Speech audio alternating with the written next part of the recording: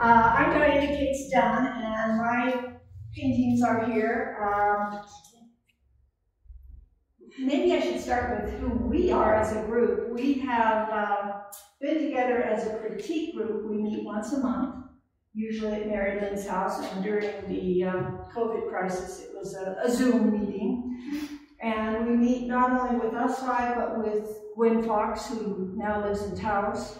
So the Zoom meeting, we always Zoom with her, obviously. We don't do telepathy with her, but we can try.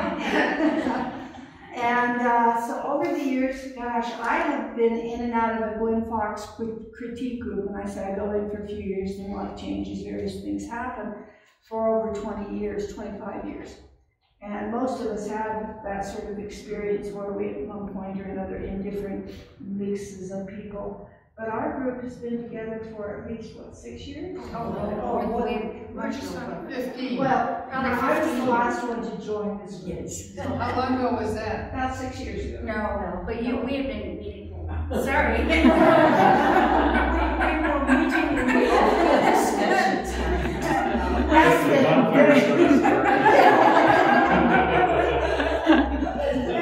Okay, I don't know what I'm talking about. Yeah, we're having fun. But long story short for me, I have been painting myself for, I didn't start until late, and I've been painting probably since I was in my mid-40s full time. I always wanted to be an artist and was told, oh no, you can't do that, you have to have a real job. And so it took me a long time to finally come around to what I really am, who I really am, which is an artist. And to fulfill my needs instead of somebody else's. So at any rate, you'll see 4 tulips here, and I've always called this one my family portrait. I have 3 sisters, and actually they all love it, but it is sort of a family portrait. So anyway, Tula is something that I've got books and cards, and my publisher is here and author. So Tula has taken the last, she arrived in 2014, so the last 7 years of my life have been pretty much occupied in the Tula series. I have over actually 55 paintings of Tula now. I actually don't have them, thank God, some of them have sold. So, but there were 55 of them. So, I don't know what else to say. It's a team worker. Oh, okay. Hang on. Who is Tula? Tula is my muse. Tula came to me in a painting. I used to do abstracts, nothing but abstracts. And I was fighting in abstracts in 2014, and I finally said, well, I need to take this to the critique group and show them and get help. And I put it up on the easel, and there was this chorus of, do you see the woman in your painting? No. Well, as soon as it was pointed out, I said, well, that's sort of funny and fun. And so anyway, we talked about it, and I decided to take that form of a woman and go with it and just see what developed. And my gosh, she just sort of, once I opened the door, she just poured in. And not only did she pour in with the paintings, but every time I got a painting, there was this wonderful message with it. And so that's where the first book with the first 20 Tula paintings came from. And then eventually a card deck and all sorts of things. So Tula's my muse, and yes, she does talk to me.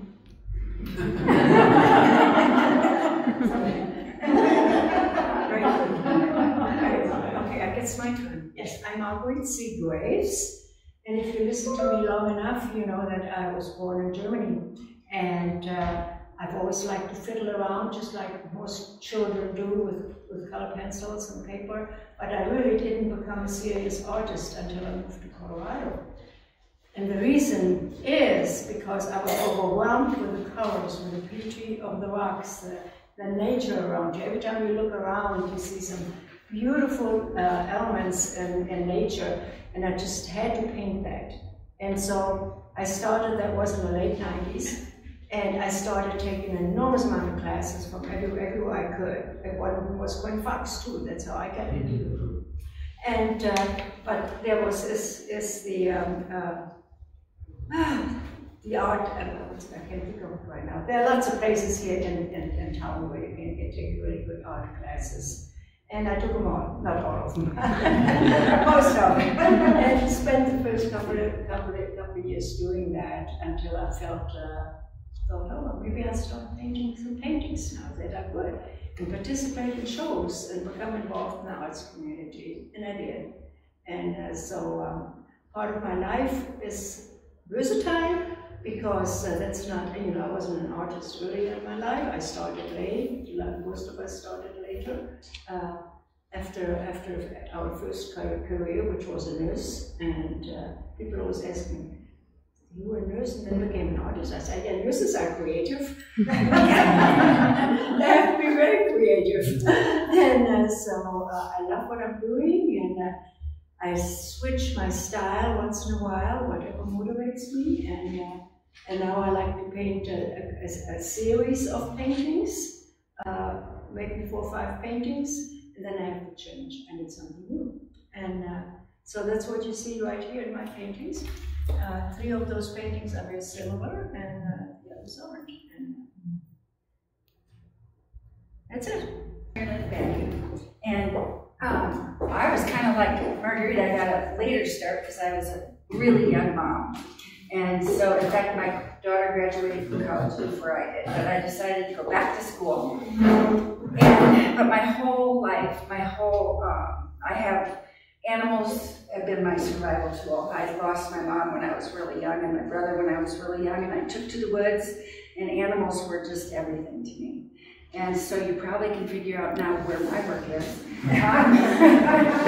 I love children and I love animals, and I've been lucky enough to spend time in Africa and the Arctic with those polar bears and different places to really observe them. And I swear you could watch one kind of animal the rest of your life and learn something every day.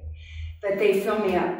And I was watching a thing, I don't know if I can even explain this, I was watching something on YouTube the other day, and it was somebody who did an entire scene, within like 20 minutes. Like they used a broom and just whatever. And I thought, he has something going, because I go in and I'm doing one at home right now, and it's maybe this big, and I go in and I make all kinds of circles, and then I start to see something. And then after I get all of them settled and I start painting, then somebody else comes in, And so, I don't know, it just makes me happy. Painting makes me happy. I love color, and I love these women, and it's going to be really fun because this month we get together again instead of doing whatever. So. Yay. I'm Barbara. Yes, I write paintings here. I came to Colorado about 32 years ago, and I took a class on Saturday at Bemis with our famous teacher, Gwen Fox. And before that, I'd never really done any drawing or painting, except for a little spurt in 5th grade. I bought a cartoon book, how to draw cartoons, and I can still draw a good penguin. And then I don't know what happened. Most of my creativity in high school and college went into writing, things like that. So when I came here and I took that class, it was just a Saturday afternoon class. My sister took it with me. And Gwen is such a good teacher. She's one of those marvelous women that not only is she a good teacher, but she's a wonderful painter. And they don't often come together. So that was how I started on my road with Gwen. And I've taken workshops through the years, been to Taos, been to Santa Fe with her, and joined this group. We think at least 15 years ago. So, and then we decided, since as you can tell, our styles are so different.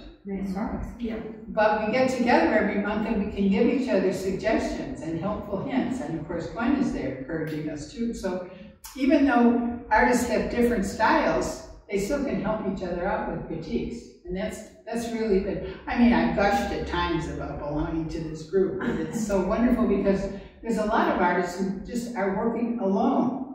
And they don't get that feedback and they don't get that encouragement and support. So we really are grateful to have each other. Yeah. And then since the whole theme was going to be the stories we tell, I tried to do a representation of different kinds of paintings that I've done through the years. This first one was when I was doing some goddess and divine beings or whatever paintings, and this is a more recent one, so I'm just calling this one Beloved. Mm-hmm. So you can put into that whatever you want, depending what your spirituality is. And then the second one is really the one that has the most story to it. There's a little black girl carrying a lantern, you can't see it, up to the lighthouse, and I'm calling it Bringing the Light to the Light.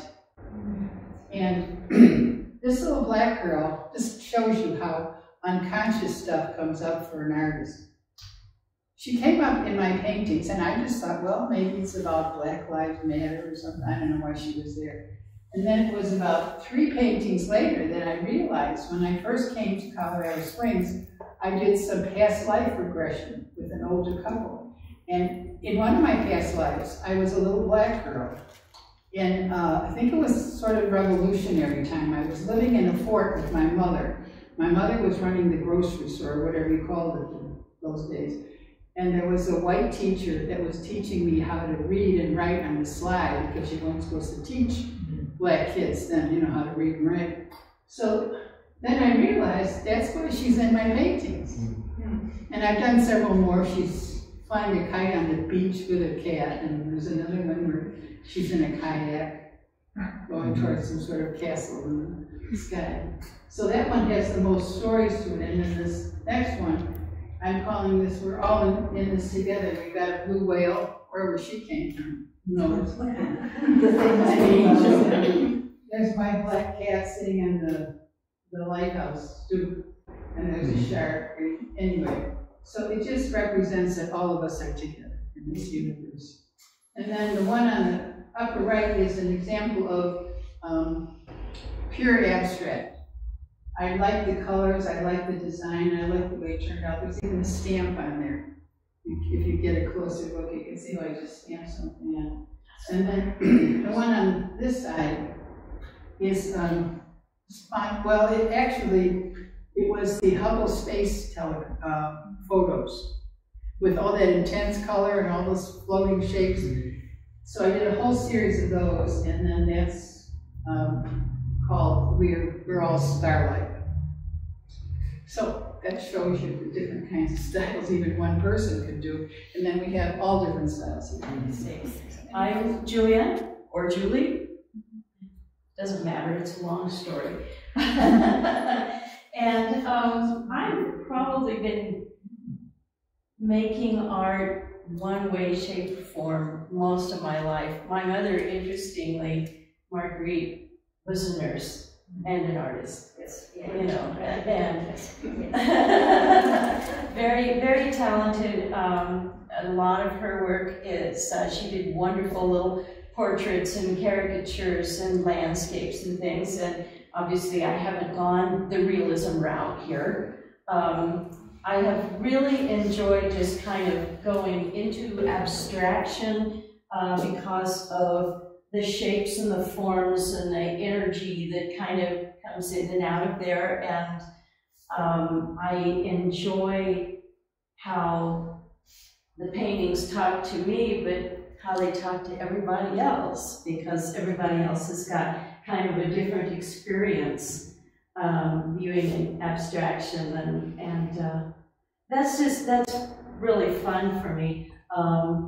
Color, yes, I worked in, really a few years ago, was doing a lot more really bright colors, a lot of texture and energy and movement in there, and just over the past year or so, whether it's COVID, whether it's just kind of a different point in my life, I just all of a sudden thought, oh, that busyness, all of that movement, that's just not where I am anymore. And so I've spent a lot of time then kind of going in and looking at the work and wanting to just find a place of Zen, of kind of contemplation, of just a place to just be. And so I've really, this past couple years, really started trying to say, how far neutral can I go with this stuff?